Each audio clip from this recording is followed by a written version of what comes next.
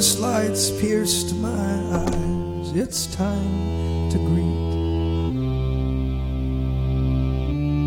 the searing wind that strips the flesh from me. So don your withered skins and boots and go. Is it the hell I fear? Is it the sea?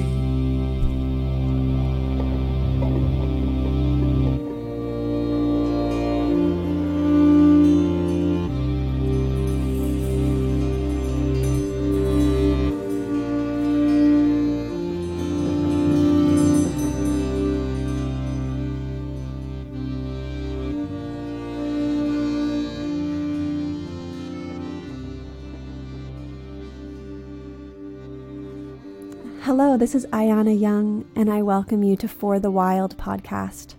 Today we are speaking with Bren Smith. Bren is the owner of Thimble Island Ocean Farm and the executive director of Green Wave. He's pioneered the development of restorative 3D ocean farming. Called a visionary by Barton Seaver, director of Harvard's Healthy and Sustainable Food Program, Bren's farming model is designed to restore ocean ecosystems, mitigate climate change, and create blue-green jobs for fishermen, while ensuring healthy local food for communities. In 2015, he was awarded the Buckminster Fuller Prize for Ecological Design. In 2013, Smith was chosen as one of 6 ocean heroes by Oceana and Future of Fish's Ocean Entrepreneur of the Year. He is an Ashoka Fellow and Echoing Green Climate Fellow. After dropping out of school at age 14, Smith worked a wide array of jobs in the commercial fisheries, ranging from long lining for McDonald's on the Bering Sea and sliming in the canneries of Bristol Bay, Alaska, to lobstering in Lynn, Massachusetts, and aquaculture farming in Newfoundland, Canada. After years of exploration and experimentation with new restorative forms of ocean farming, he transformed himself into the nation's first 3D ocean farmer. Oh, welcome, Bren. We are so excited to have you on the show today. Thanks so much. It's an honor to be on. It's exciting. Well, great. I'd love to begin with talking about the state of the oceans. I'm wondering if you could take us through what the oceans were like when you first started spending time on the waters compared to what you see now. Yeah, so, I was born and raised in a little fishing village in Newfoundland, Canada, and really been fishing my whole life. And when I was a kid, it was, I grew up next to a fisherman's co-op. It was what we think of now as sort of small-scale, family-run, very sustainable fisheries from my town. Guys going out, jigging for cod, small boats, going after squid. And at the same time, I grew up in towns where there were a lot of folks going on seal hunts and things like that. So, kids my age were selling cod tongues door to door, really romantic time for the oceans. Then, my life is tracked in many ways the rise and fall of the oceans. From a fisherman's perspective, after working in the ocean for a while, that environmental crises, whether it's climate change, whether it's overfishing, collapse of the cod stocks, are really an economic issue more than an environmental issue. The way we relate. I make my job out on the ocean, and that's the way I make my living. And every time our oceans have been threatened environmentally, it's really been a threat to my livelihood. So we always say, there won't be any jobs on a dead planet. But I grew up in a little vibrant fishing village, and then I fished in Alaska right at the height of industrialized fishing. As you said in the intro, I used to most of my fish was going to McDonald's. But it was these images that I think a lot of people have now of huge trawls ripping up ecosystems, boats surrounded by dead bycatch, and ever more sophisticated technology chasing fewer and fewer fish out to sea. That was what I was as a kid. That's where I worked. And I didn't know it. I loved my job. The thrill of chasing things around the globe, of the solidarity of working in the belly of a boat with 13 other people, and the humility that comes with being out in the ocean, I really miss. And I think even more, another important element that I got young was just the sense of meaning of having a job with so much substance that filled my soul, of really helping feed my country. And like you were touching on, commercial fishing has been a large cause of ocean species decline. And I'm wondering if you could shed some light on what commercial fisheries operations look like and why are they so destructive to a variety of ocean ecosystems? I mean, it's, the story of humans. We get too efficient at things too quickly. And commercial fishing now, it's amazing how it's not about fish. It's just about a raw commodity. So, for example, 40% of Peru's fish stocks are owned by the second biggest private equity firm in the US. I mean, this is, and I guarantee these guys had never been on a fishing boat in their lives. And that's really, where there's a deep disconnect between us on the boats fishing and then the owners of the boats, and then where our fish are going in an industrialized system. And I think that's what my journey has been, not only one of ecological redemption, but trying to get closer and closer to both to the ocean and to the folks that are eating my food. And that's actually really interesting, the privatization of the fishing industry. Many of the corporations or people who own the boats have never even spent time on the boats in the water to even understand the process or what's really going on the water.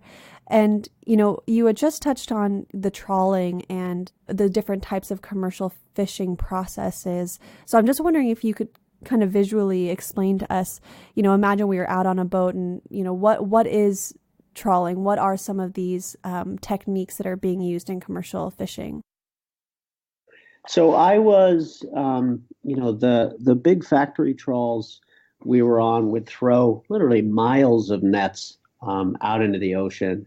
And there'd be what we call doors and rollers on the bottom that would go along the sea bottom. And you just pull up entire ecosystems, and then the fish come up on the boat, and you only have permits for a couple types of fish. So you have to throw tens of thousands of pounds overboard. And then that's what we call bycatch. And it's really heartbreaking to see these seas of death surrounding you as a fisherman. And then on the long liners, we'd put, long ropes that go for miles and miles with 40, 50, 60,000 hooks per line. And that generally is a more sustainable, like a better way of fishing. But again, you're catching all sorts of different species, whether it's octopus, whether it's, seals, whether any kind of endangered species were coming up, and we'd only pluck the gray and black cod. And then on all our boats, we were factory boats, so we'd also process and freeze the fish into blocks and pallets. And then big, huge tender boats, 500, 600, 700 feet long, would come up to us in the middle of the ocean, tie up, and we'd offload whatever we'd caught onto the big tender boats and then keep fishing. So it was continual. We were working, 20 to 30 hour shifts, 3 to 6 months at a time, and just, really, really churning it out. Another thought I was having is with the collapse of so many of the commercial fisheries in the recent decades, such as the North Atlantic cod in the 1990s, this other technique called aquaculture emerged as the promising solution that would relieve pressures of declining wild fish populations and allow us to continue increasing our seafood consumption. I read that people actually eat 4 times as much fish as they did in 1950 now. Rather than a sustainable panacea, aquaculture is more akin to the monoculture farming of corn and wheat. I'm wondering if you could describe aquaculture and the issue that the system is wrought with. I mean, when I was on the big fleets in the Bering Sea, we knew it wasn't sustainable. And when the cod stocks crashed back in my home in Newfoundland in the early 90s, that was really a wake-up call for my generation, because, the captains of industry, they wanted to just fish for 10 more years, fish the last fish. But younger folks, we really wanted to spend our lives at sea. The big question is, how do we make a living and die on our boats one day? That was going to be the measure of success. It was clear this wasn't the way. So I went to the aquaculture farms because, we were told that was going to be the answer. We were moving away from, overfishing of wild stocks and move over to farming. It made a lot of sense. It was going to reduce pressure on fish while also create millions of jobs and help feed the planet. Instead, what happened was the same set of values and the same industrial system that had been used on land and had been used in the wild fisheries was just transported over to aquaculture. And I think back, and really what we were doing, we're running Iowa pig farms at sea, pumping fish full of antibiotics, using pesticides, polluting local waterways, and really growing terrible tasting and low quality seafood. And let alone, as you mentioned, concentrating on monoculture. And just when land-based farming was beginning to unpack and think through the mistakes it has made and make efforts to become more sustainable, organic, things like that, aquaculture simply made all the same errors. And core to that is aquaculture tried to grow around what people already wanted to eat. So like salmon, tuna, things like that. And the taste, the plate and palate of salmon and tuna were developed by a wild industrial fisheries. Well, it makes no sense. It's easy, it seems like, just to grow things that our people already want to eat. But instead, what we need to do in the new face of ocean farming is really ask the oceans, okay, what can the oceans provide? What does it make sense to grow there? And then shift consumer tastes towards that. And I think that's the future of moving beyond sustainability into areas of real, restoration and protection of the planet. Well, to start moving our conversation to this future of feeding the planet in a beyond sustainable way, I'm wanting to now discuss this innovative 3D ocean farming and how it takes a different approach from the short-sighted industrial methods of commercial fisheries or aquaculture. So could you start to explain to us what one of your farms look like, the structural setup, and what species are present? So think of a underwater garden in your mind. And what you have is these hurricane-proof anchors along the edges of the farm, connected to buoys at the surface, and then just horizontal ropes about 10 feet below running between those two buoy systems. And from there, we're growing seaweeds and shellfish. So we grow our kelp vertically downwards on those ropes next to scallops in lantern nets, mussels in mussel socks. And then below that on the sea floor, we have oysters in cages and clams down in the mud. And the idea, we've been playing around with this for 15 years and finally settled on a model that worked after a lot of many, many failures, is to grow as much food in small areas as possible. So right now we're 2 kinds of seaweed, 4 kinds of shellfish, and we're harvesting salt as well. But we didn't pick just any species that we could grow. We only pick restorative species. So species that require no fresh water, no feed, no fertilizer, and of course no arable land. And when you begin thinking about growing the right things in the right way in the ocean, you enter into this place where we're actually growing the most sustainable, affordable food on the planet. Because if you're growing zero input food, it requires no resources. And then because it's so easy to grow, it's really affordable to grow. It's cheap for the farmer, and therefore we can pass those sort of savings onto the consumer. And in the era of climate change, as food prices go up, feed, water prices go up on land, which they are, our food, our seaweeds and shellfish, is going to be the most affordable food on the planet. So from our perspective, we're all going to be eating this new supper plate. It's just going to be a question about whether it's delicious or being force-fed cod liver oil.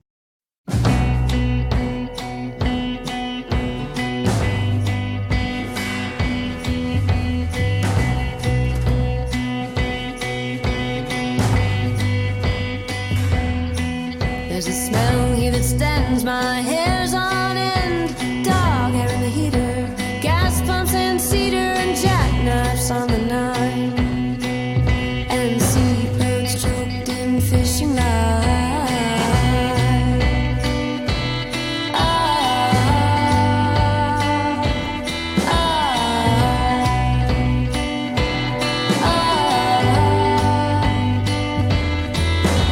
Clouds say hush, but the chainsaw's mush on through Custer and Columbia.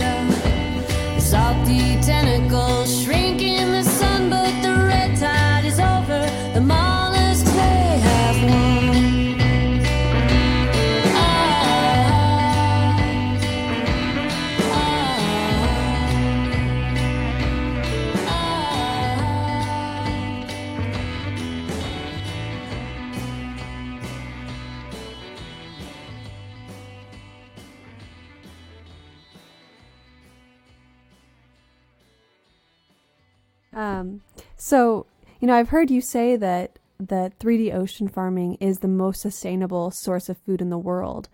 And you started to touch on it, but can you elaborate on the notion and give listeners an idea of how ocean farming can also connect to sustainable farming on the land? Yeah. So, there are a couple elements of the restorative aspects of the farms. First is that it's zero input. So no fresh water, no feed, no fertilizer, and that makes it the most sustainable food on the planet. At the same time, all our crops are restoring rather than depleting ecosystems. So our kelp soaks up 5 times more carbon than land-based plants. It's called the sequoia of the sea. The New Yorker recently called our farm the culinary equivalent of the electric car. Our shellfish filter up to 50 gallons of water a day, pulling nitrogen out of the water column. And of course, over-nitrification is the root cause of dead zones that are spreading around the globe. And then the farm structures themselves function as both artificial reef systems and storm surge protectors. So my farm, used to be this barren patch of ocean, and now it attracts over 150 species that come to, eat, thrive in our area. So we've really tried to move beyond sustainability into a new climate farming to create a climate cuisine that, will play its own small part in helping save the planet. And how much food could you say you could produce per acre? So we can do, I would say this isn't some cute little Brooklyn bee farm on the roof. We can just create incredible amounts of food in small areas. So 250,000 shellfish, 10 to 30 tons of seaweed per acre. If you were to take a network of our farms totaling the size of Washington State, you could feed the world. This has a potential to really scale. And importantly, we're leading with kelp and a couple different kinds of shellfish, but we've barely broken the surface. There are over 10,000 edible plants in the ocean and a couple hundred kinds of shellfish. So this is inventing this new climate cuisine, not around a wild palette of salmon and tuna, but really rearranging it to move bivalves and sea plants to the center and wild fish to the edges. And I think that's going to be an exciting journey. Imagine being a chef and finding out there are 10,000 vegetables you've never seen or cooked with before. It's going to be challenging to make this delicious and beautiful food, but that's the role of our chefs now, who have in a way been training for decades for this moment of making restorative food delicious.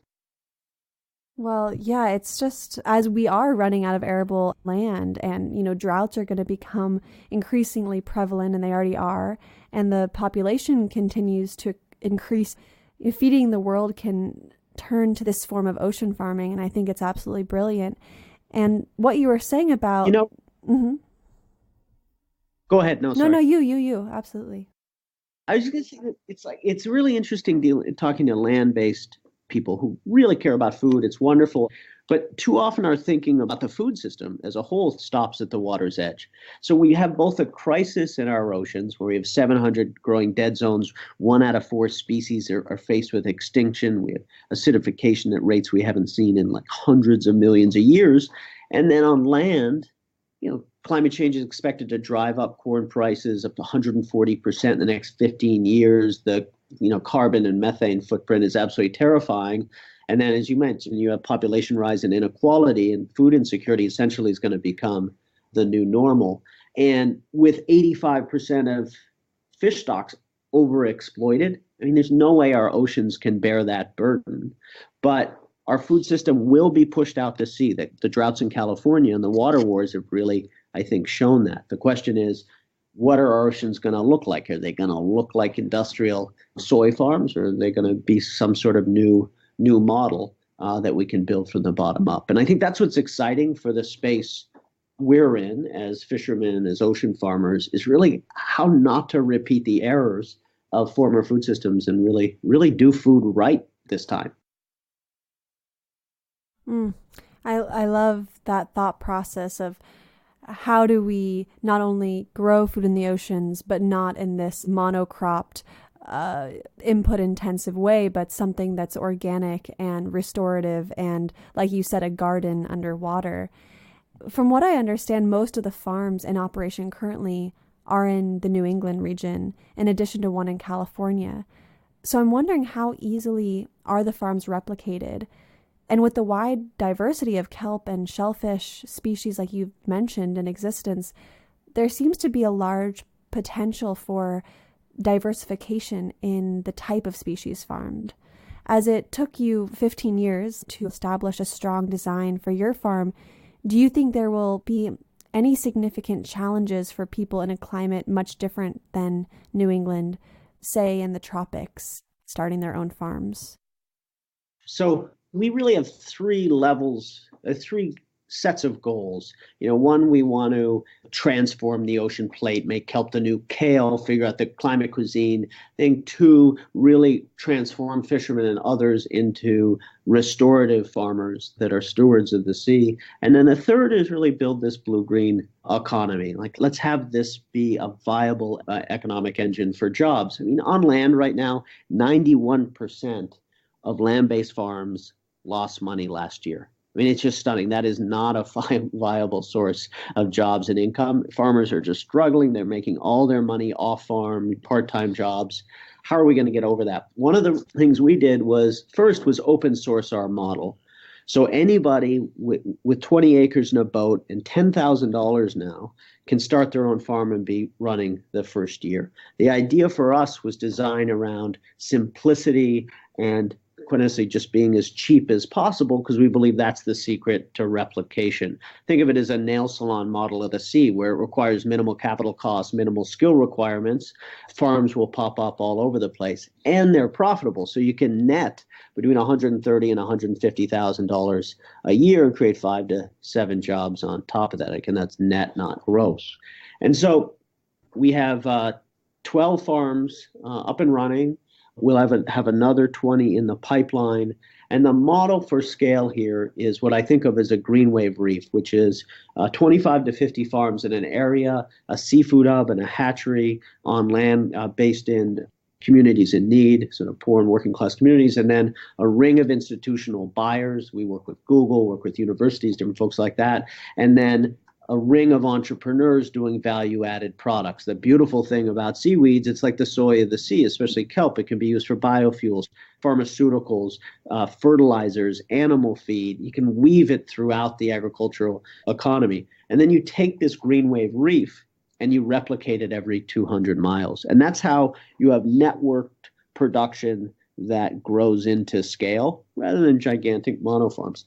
Now, the question about down in other areas, no one has ever gone to every region and asked, what are all the things, what are all the shellfish that we can build a farm around?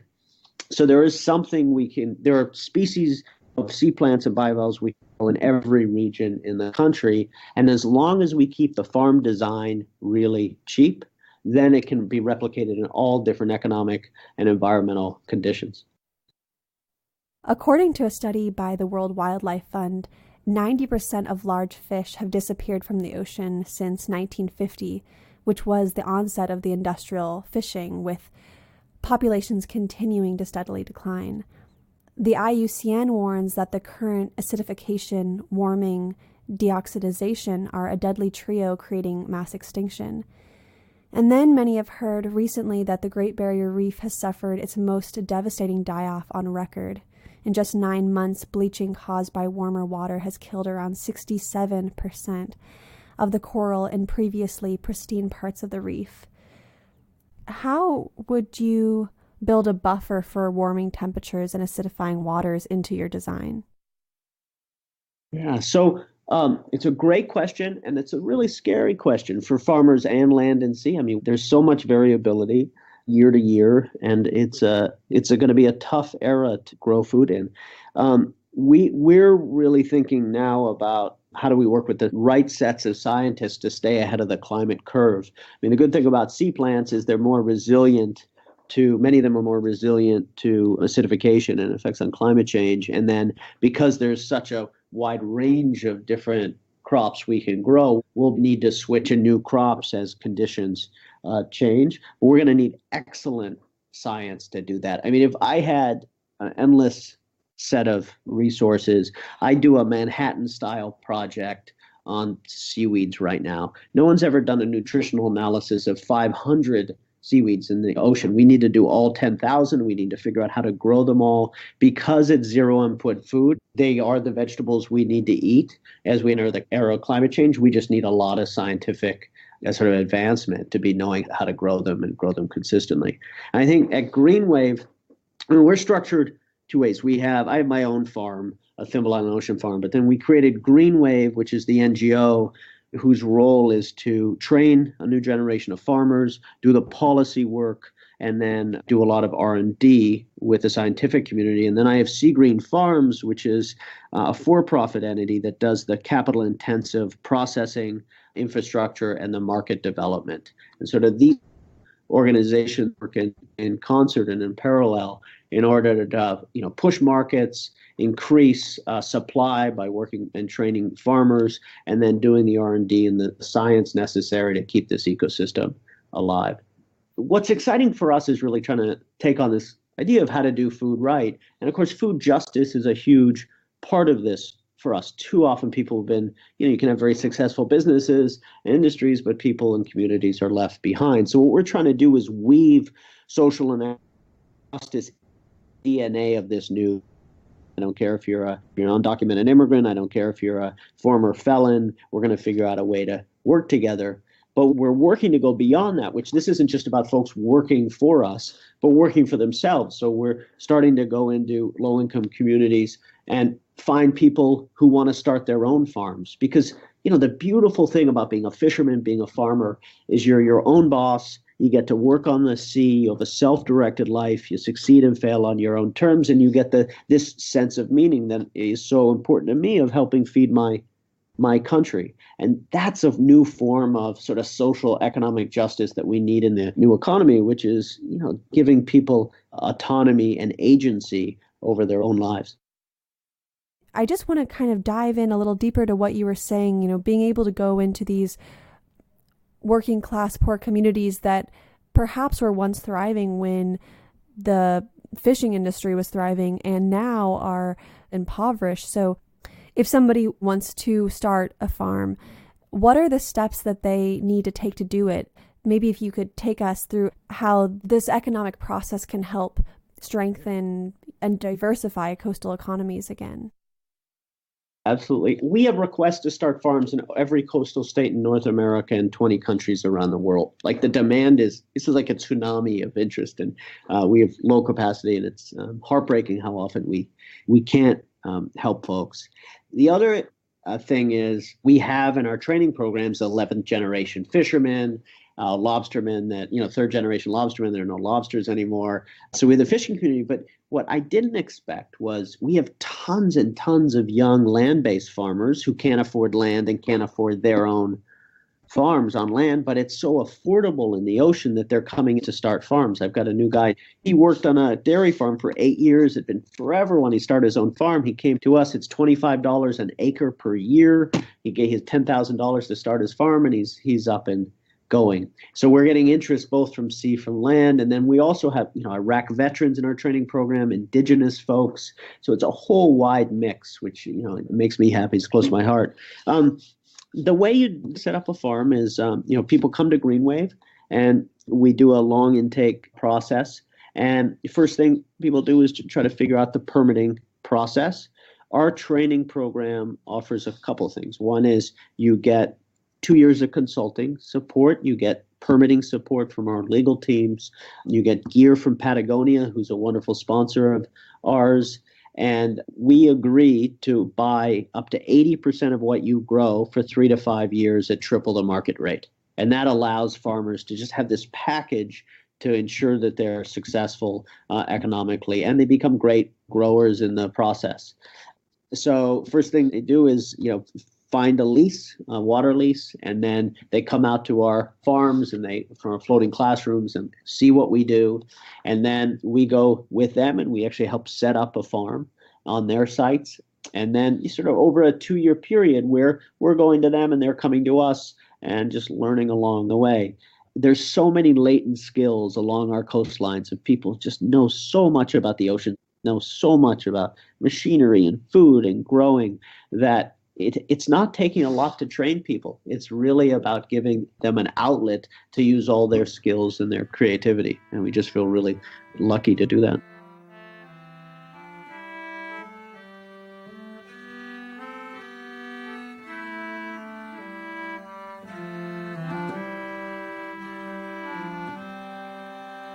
The springtime of the year has come, and so we must away out on the stormy banks to go in quest of fish to stay.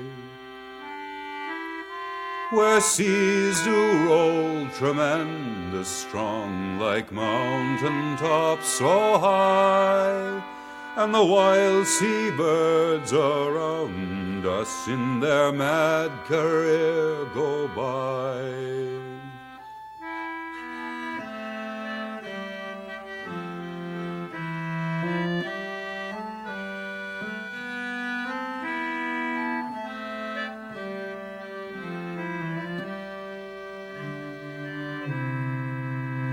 Out there we spend our summer months midst heavy fog and wind, and often do our thoughts go back to the dear ones left behind. At midnight when the sky is dark and heavy clouds do frown, 'tis there we stand great danger of our small craft being run down.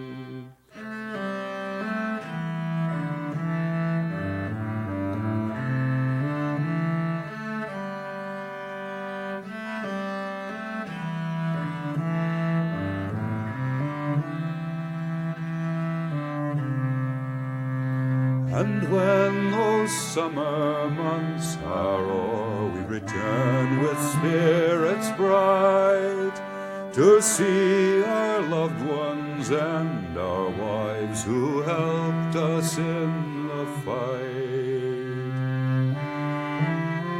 From where the wild sea billows roam, thereby cold breezes fanned, out on the stormy billows on the banks of Newfoundland.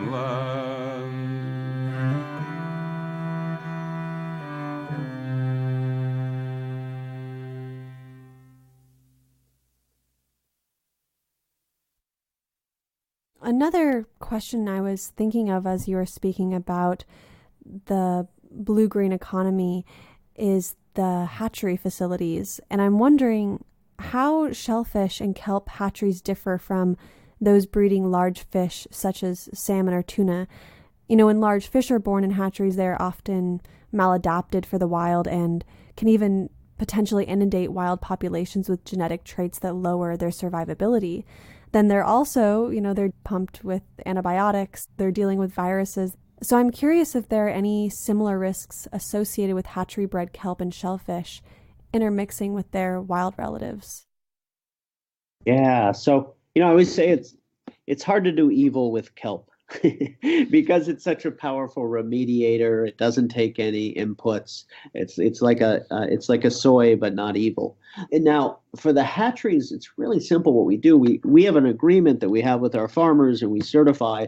They're all green wave hatcheries, largest hatchery network in the U.S. But we only use native species to a region as defined by our scientists. And what it takes is you just go out and you get 8 oysters, a couple pieces of kelp that are sporous, and you bring them back to our hatchery, and we control the water temperatures to let them spawn.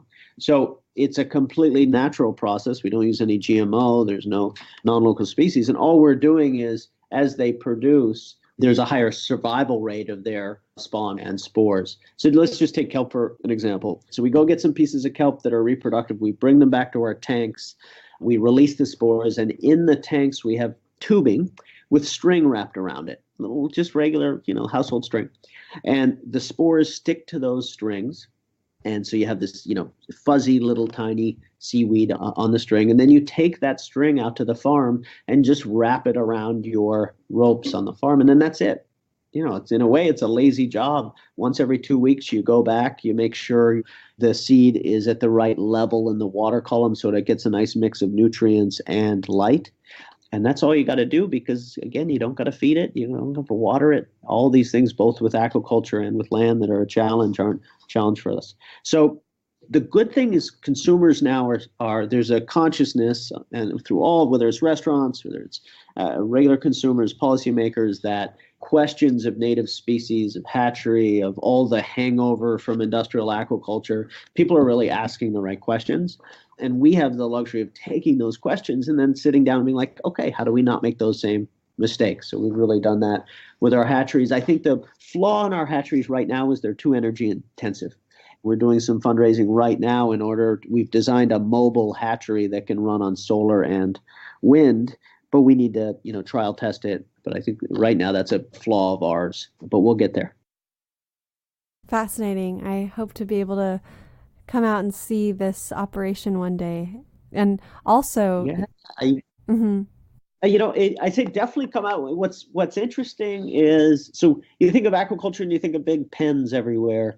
We design the farms so there's really nothing to see. I run eco tours all the time. People pay all this money and there's kind of nothing to see. I say it's the biggest ripoff in the ecotourism sector because we're underwater. You just see a few floating buoys on the surface and anybody can boat and fish and swim over the farm. We're creating communal places rather than privatized spaces. So it's so different than traditional forms of farming in that way. People can kayak and swim through our kelp forests, and gill netters. Commercial fishermen set their gill nets around our farms because the best fishing in the entire area are on these artificial reefs we've created. So it's been, although there's not much to see, it's been a really great way to reintroduce people to the future of ocean farming and the future of food in this era of climate change. Yeah, will you explain more about protecting the commons? I know that's a piece of the philosophical underpinnings of this project, building this community and protecting the commons of the ocean. Yeah. There's kind of three ways to do it. There's one, making sure that we keep our oceans beautiful and pristine by having a very low aesthetic impact. Second, make sure our footprints are very small. And that's why being vertical is great. My farm used to be 100 acres. Now it's down to 20 acres and I grow way more food than before. So small footprint. And then property rights. So we don't own our water. What we own is the right to grow shellfish and seaweed in those waters. Anybody can do whatever they want. They can lobster, they can recreational fish, whatever. We only own the process, not the property. And then our leases are up for review every 5 years, which is so the community has a lever of democratic control over what we're doing. And then after I start farming, once I, successfully drown on my boat in the next 20 years, then the farm just reverts back to the town or state. To me, it's a really nice model. And again, it tries to chart a different course than traditional aquaculture, in the 80s and 90s. And a part of these ocean communities, I've heard you discuss the transformation that occurs after the establishment of a 3D ocean farm. A once vapid space turns into a thriving ecosystem with kelp and shellfish providing forage and shelter for a multitude of species. So I'm wondering, what types of species have you seen return to these reclaimed spaces? Yeah, so we're actually about to do a study where we systematically count and catalog all the different species. I'm really looking forward to that. But we get seahorses, we get tons of ducks and seals. It's funny, we had some duck hunters opposing one of our farms, and we met with them and explained, listen, our farms have way more ducks than anywhere else you could go. You can actually get drunker earlier in the morning and shoot more ducks. This is your dream as a duck hunter. And, of course, tons of bluefish, stripers, you name it, eels, they're just teeming. The farms are just teeming because on the East Coast, the foundation of the ecosystem was always oyster reefs. There were literally trillions and trillions of oysters up along our coast. You had to navigate your boat around the oyster reefs. Well, those are gone. And so our farms function now as those reef systems. So all the species, just word gets out and they come and find us because that's the place to go. And I think this points to an issue that I think is key, which is ocean conservationists are very obsessed, and I'm very sympathetic to marine parks and conservation zones. And it's really important. The trouble is, we can set aside our entire oceans as a marine park, and they're still going to die in the era of climate change. A strategy that's conservation alone, in a way, is its own form of climate denial, because it's not a strategy to, it's not going to keep our oceans alive as we enter this new era. What you need is conservation zones with our 3D ocean farms embedded, breathing life back into the marine parks. And that's where we get to this really wonderful sort of nexus, the new face of environmentalism, where you do conservation, you do restoration, while also you're helping feed the planet and create jobs.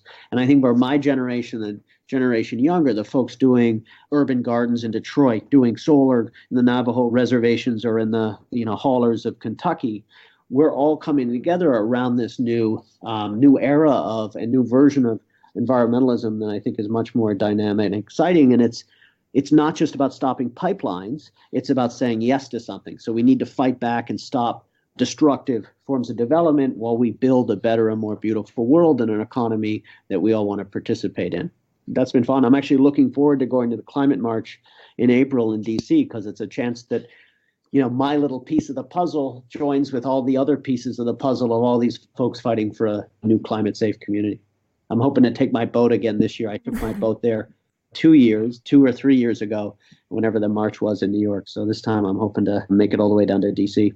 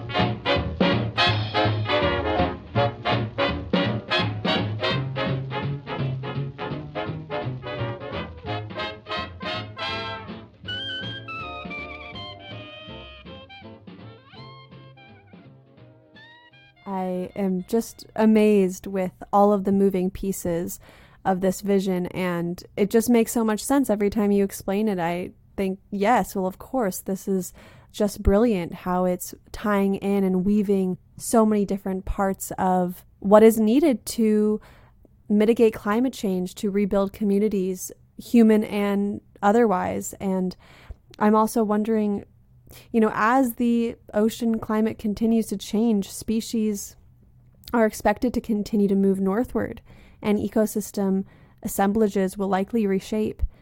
Do you see ocean farms as refuges for migrating species? And do you think the specific species fostered in the farm will also have to shift according to the changing ocean environment? Yeah, so I do think we can, I mean, there's all this interest in the food world about eating invasive species. And I think it's great. And there are some types of species that should be eaten, but invasive species can also be seen just as climate refugees, right? Just trying to find better waters, better places to, on land or sea, to live and exist. I think our farms can be refuges. I think also we can buttress, because the secret to the future of ocean farming is overproduction and underharvesting. So if every oyster, mussel, clam, kelp that we grow, and we plant it, and then it sends millions of spores and seed out into our oceans to rebuild the ecosystem, create wild reefs, and then we just harvest what we've originally planted. And so I think ocean farmers of the future are going to be the ones rebuilding that ecosystem. So not only soaking up carbon and nitrogen, trying to keep climate change and acidification at bay, but also continually feeding and seeding natural ecosystems to keep the species thriving. But eventually we're all going to drown and burn unless we get a handle on this. If that doesn't happen, if climate change isn't really the end of the world, then all of us will be growing different species on different farms. And that's why my collaborating with scientists is just so important. And when we're talking about the kelp, for instance, being able to sequester carbon, I love that. The sequoia of the seas. I work with redwoods and their carbon sequestration potential. Of course, we should be protecting what's there and getting involved in regrowing more so that we can sequester more of this carbon out of the atmosphere. It's the second fastest growing plant on the planet. It's also brimming with nutrients. And then there's a potential for biofuels. So in terms of biofuels, for instance, what is the potential for this, or what's the progress on biofuel with kelp? So I actually just got back from Copenhagen meeting with some folks at the wind farms who are interested in, can we do kelp-based biofuel and wind in the same areas, because you have these structures, the wind turbines, and let's grow some kelp in between them. There's been a lot of research from the Department of Energy over the years there. There's actually some statistics out there. If you were to take the area half the size of Maine, a network of farms half the size of Maine, you could replace all the oil in the United States. Now, I think there needs to be a lot more rigor and science and research brought to that. The Department of Energy has a new kelp czar and is working on a big kelp program. We're actually been part of that process. What's really interesting to think of this pyramid, we have high value food at the top, like we do kelp noodles. And, one of our best selling meals in New York City is barbecue kelp noodles with parsnips and breadcrumbs. It's just absolutely delicious. It's done by Brooks Headley at Superiority Burger. We have food, then you can do the pharmaceuticals, then you do animal feeds. If you feed cattle a majority diet of seaweeds, you get up to a 90% reduction in methane output. You can do fertilizers. Really, this is about closing the nitrogen loop and using our seaweeds as the inputs for land-based farming. But anything that's left over, the waste, can go to biofuel. And even where I want to go next is what I think of as pollution farming. So where we have our farms in beautiful, pristine waters, most traceable food in the U.S. food system at this point, but then also farming in the Bronx River, in Bridgeport Harbor, in Long Beach Harbor, places like that, just to soak up nitrogen, carbon, heavy metals, things like that, just to be technologies of remediation. And we don't eat that, but we put that into the biofuel system. And that just becomes exciting that we can, imagine being a fisherman, you become a pollution farmer growing biofuel. Sounds kind of fun. That just makes me giddy, honestly. You have the ocean farming for food for humans, food for sea life, for species on land, and then you have pollution farming. I mean, it's absolutely incredible. Of course, we should be doing this. We should be finding ways to support this new era of ideas and really regenerative and restorative processes. And talking about the pollution farming, a big thing out here on the West Coast is Fukushima. They were just hoping to find the spent fuel rods and just the immense amount of radiation that's coming out, that's going into the Pacific Ocean. They're finding it in salmon species. So is that another opportunity for ocean farming, is to be able to also soak up radiation in the water and cesium and heavy metals and other toxic substances? Yeah, it's a great question. I've never looked into it. What I know is heavy metals extraction that seaweed can pull out in polluted waters, but it's a fascinating question. Radioactive sponges out there, and quickly dropping in a seaweed farm whenever a spill happens. I don't want to encourage. We don't need nuclear power. It's an extremely expensive way to simply boil water. So I don't want to help support the industry so much, but it's a great idea.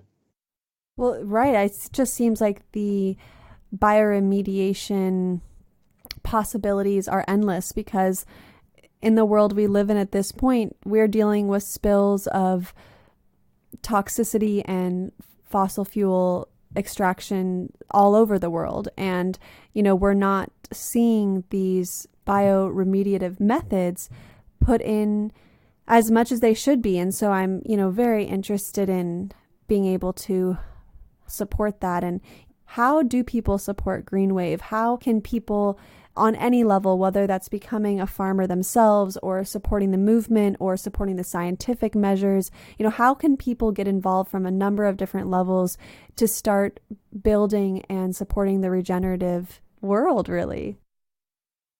We need help we need all hands on deck right now, not only because of the climate crisis, but there's just this really exciting opportunity to build a food system from the bottom up out on our oceans and just ensure that low-income farmers have access to property to make sure we just don't make all the mistakes we've made in land and sea, and create these new occupations, new disciplines that both feed the planet and lift communities out of poverty. So we need everybody.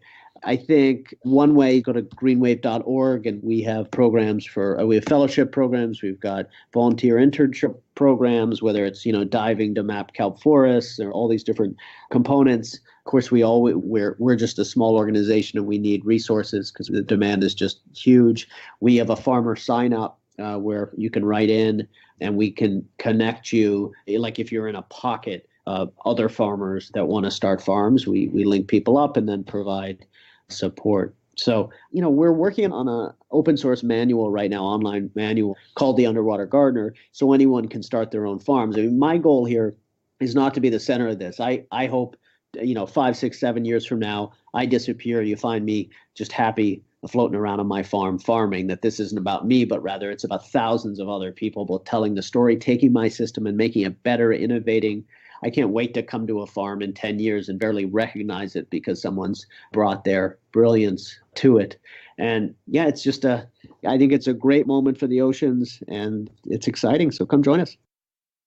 Well, thank you so much, Bren. This has been mentally so stimulating to stretch the imagination, to rebuild this broken system that we're living in and have it be beautiful, sustainable, and regenerative and help every species to thrive. So I'm so appreciative of you and your ambition in the world and for your work and your passion. Thank you. No, thank you so much. Really honored to be on. And this might be, strangely enough, in the darkest of the times, this might be the beginning of a story of hope. I think there are people all over the world trying to come up with solutions and trying to fight back and build a better world. So let's hope history's on our side. Memories linger, drifting on the wind, through the mountains like a river, sweet spirit of pie. Thank you for listening to Bren Smith of Green Wave on For the Wild podcast. I'm Ayana Young. The music you heard today was Bonnie Prince Billy, Harum Scarum, and Alex Nielsen with Is It the Sea? Nico Case with Red Tide, Gordon Bach with The Banks of Newfoundland, then Helen Ward with Benny Goodman, The Devil and the Deep Blue Sea, and our theme music is Like a River by Kate Wolf. The production and editing of the show is by myself and March Young, and thanks to our research director, Madison Mogulski. If you download the show on iTunes, please write a review and rate us. Also, please consider donating to this listener-supported program and check out our other projects on forthewild.world, our 1 Million Redwood Project, the Tongass National Forest Campaign to end old-growth logging, and our Sisters Bonded in Action webinar series. Goodbye for now.